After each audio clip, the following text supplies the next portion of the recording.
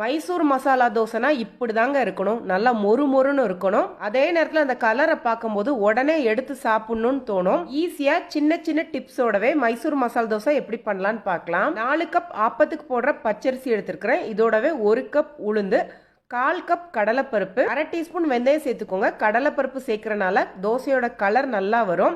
இது 4 மணி நேரம் ஊற வச்சுக்கோங்க. மாவு அரைக்கிறதுக்கு 10 நிமிஷத்துக்கு முன்னாடி 1/2 கப் அவளையும் ஊற வச்சிருக்கிறேன். இது எல்லாத்தையுமே மிக்சியில போட்டு அரைச்சி தேவையான அளவு உப்பு சேர்த்து 7ல இருந்து 8 மணி நேரம் புளிக்க வச்சு எடுத்துக்கோங்க. ரெட் சட்னி பண்றதுக்கு 10 காஷ்மீரி மிளகாய், 2 வரமிளகாய், சின்ன துண்டு புளிய வெந்நில 10 நிமிஷம் ஊற வச்சிருங்க. இங்க ஒரு பேன்ல 1 டீஸ்பூன் எண்ணெயில 1 வெங்காயம், 4 பூண்டு. இது கலர் மாற வேண்டாம், லைட்டா பச்சை வாசனை மாறையும். ஆறுனதுக்கு அப்புறம் மிக்சி ஜார்ல சேர்த்துட்டு ஊற வச்சிருக்க வரமிளகாய், புளி, பொட்டுக்கடலை, தேங்காய், தேவையான அளவு உப்பு சேர்த்து திக்கா அரைச்சி எடுத்துக்கோங்க. மாவு நல்லா புளிச்சிருச்சு. இதுக்கு தேவையான அளவு மாவு மட்டும் தனியா எடுத்துட்டு அதுல 1 டீஸ்பூன் சர்க்கரை போட்டு 15 நிமிஷம் கழிச்சு நீங்க தோசை ஊத்த ஆரம்பிக்கலாம். சர்க்கரை சேர்க்கறனால தோசையோட கலர் ரொம்ப நல்லா கிடைக்கும். கொஞ்சம் தாராளமா எண்ணெயும் நெய்யும் சேர்த்துக்கோங்க.